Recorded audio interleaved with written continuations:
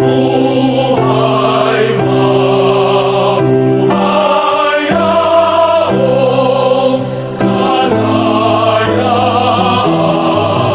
kalayaan at pasulungin ang purit kabanalan, ang purit kabanalan.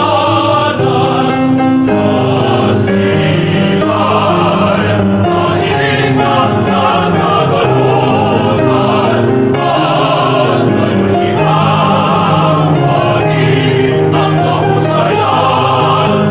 Mabuhay, mabuhay yaong kalayaan,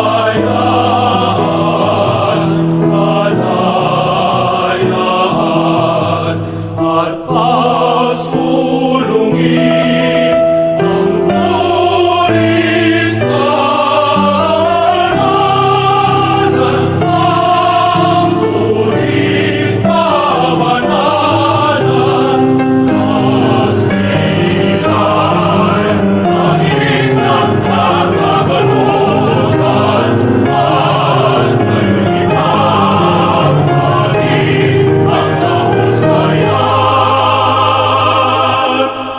Kamusta? Ngayong araw sa kaysaysayan ng Pilipinas, alamin natin ang kaysaysayan ng Balintawak sa lungsod ng Quezon. Noong panahon, ang panalang Balintawak ay nagsimula sa salitang balong na nahulugang balong o butas at lasang na tumutukoy sa maliliit na bato.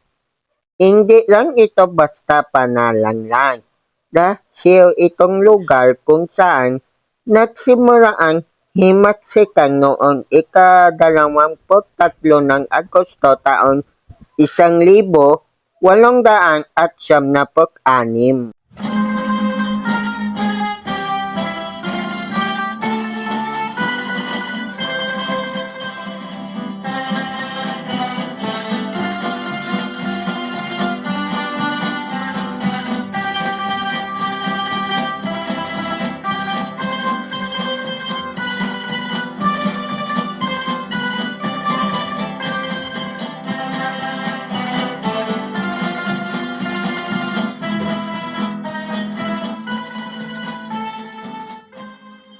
Ang panalang Balintawak ay nagmula sa salitang balong na nagagahulugang balong o butas at lasang na tumutukoy sa maliliit na bato.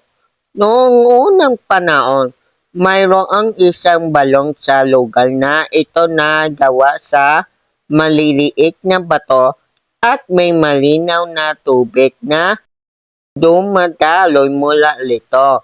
Dahil dito, tinawag itong balong de grasa na kalauna ay naging Balintawak. Panahon ng kolonyalismong Espanyol. Noong panahon ng pananakop ng mga Espanyol, ang Balintawak ay isang malawak na kagubatan at bukiring. Ito ay naging bahagi ng bayan ng Caloocan noong 1882, sigaw ng Pagkatlawing. Noong Agosto 23, 1896, naganap dito ang makasaysayang sigaw ng Pagkatlawing o Cry of Pagkatlawing.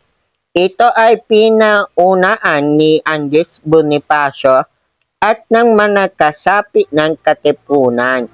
Sa pagtitipon na ito, pinunit nila ang kanilang mga sedula bilang tanda ng kanilang pagtutol sa pamumuno ng mga Espanyol at pagsisimula ng revolusyon para sa kalayaan ng bansa.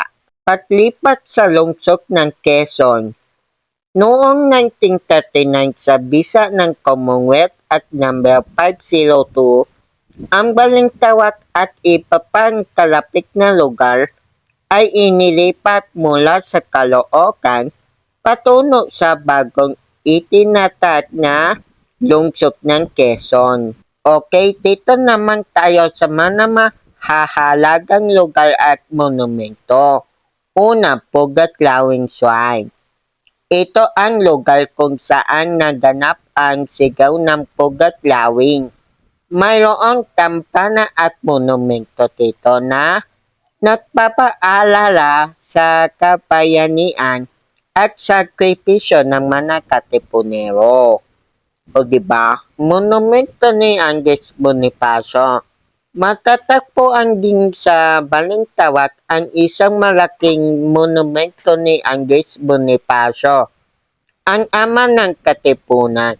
Ito ay dinisenyo ng kilalang sculptor na si Napoleon Abueva at itinayo noong 1996 bilang paggunita sa ika-100 anibersaryo ng Revolusyong Pilipino. Tandang-Sora Shrine, malapit sa Balintawak, ay matatagpuan din ang Tandang-Sora Shrine. Ito ay tambana para kay Mechola Aquino, na kilala bilang ina ng Katipunan.